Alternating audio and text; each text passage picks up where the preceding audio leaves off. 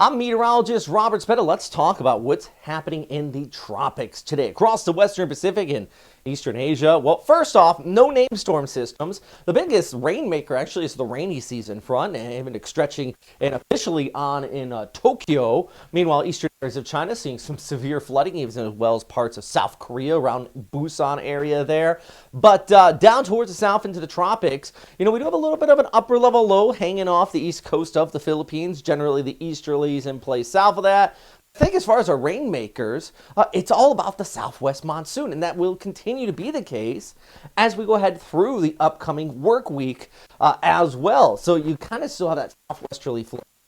It's going to collide with the easterlies, and I believe we're going to get a couple pulses of energy in the West Philippine Sea here. They're going to kick up some pretty decent rains.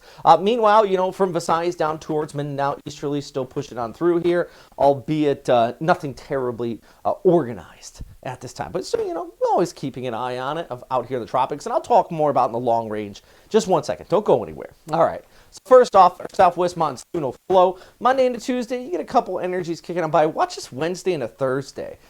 Here, you kind of have a little trough that comes through, works its way up, and then, afternoon showers all along the west coast.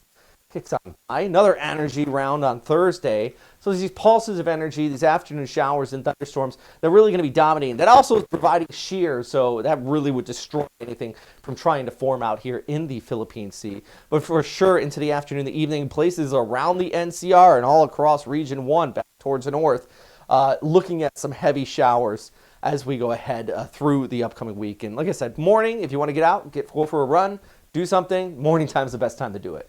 Once you get into the afternoon, that flow is going to kick on by, and could be even localized precipitation, about 10 to 50 millimeters in total, and some of that heavier stuff. So here's our flyover, just kind of giving you an idea of the forecast. Places like Baguio still staying on the cooler side. Always love it up there.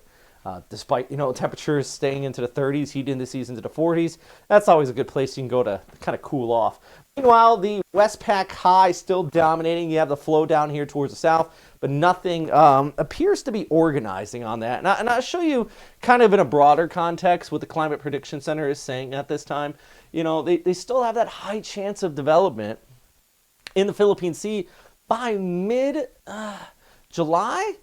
but I just don't see it. The MJO's not there. So you don't have that added energy from our global circulation. We also just don't see the SpaghettiOs, our long-range ensembles, picking up on this. So to say that there's a high chance is more climatological instead of operational, and thus I think we're actually going to be still pretty quiet. I know we need the rain. I understand that. But through that extended forecast, it continues to be that southwest monsoon, which is feeding into the rainy season front, which is continuing to cause that flooding back towards north. A tropical system might even change up the general pattern and bring some relief for southwestern Japan. But, it's still dominating. So with that said, we still have rain to deal with. Afternoon thunderstorms at places like Manila, where your sunrise is at 5:30, sunset's at 6:30 p.m., and you can really see this generally across Southeast Asia. Closer to the equator you are, the more this isn't going to change up all too much. So if you're in Cebu, for example, 5:30, 6:30 sunset. If you have any sunset photos, though, send them my way. I would always appreciate it, and I try to get them into these videos here. I always love a photo or two to share with you guys. Also, decent photo of a water spout in Hong Kong shared my way.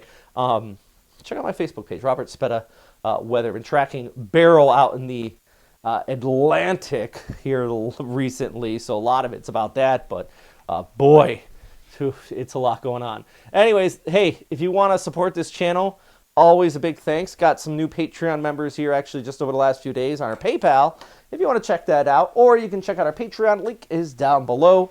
I'm never going to put this behind a paywall. I say that every update. I know you guys hear it, but I just want to remind you. Anyways, big thanks for everybody who does support the channel. Hit that like and subscribe button. And as always, number one thing, of course, is stay safe out there.